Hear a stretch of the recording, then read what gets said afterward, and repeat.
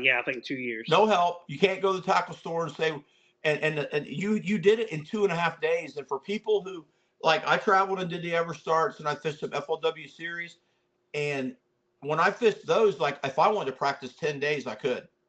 You guys only have 2.5 days, and people don't realize what an incredible feat that is. And here's one thing I know about fishing with all of the pros that I've ever fished with.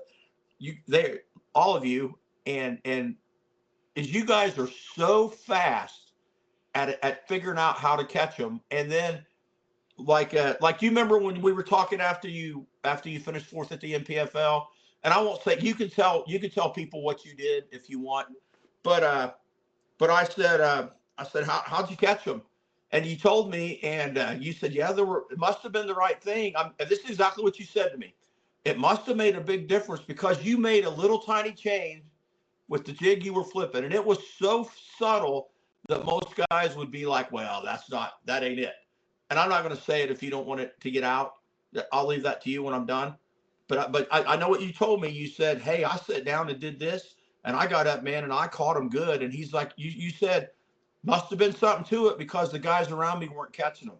Well, there's two things that was going on.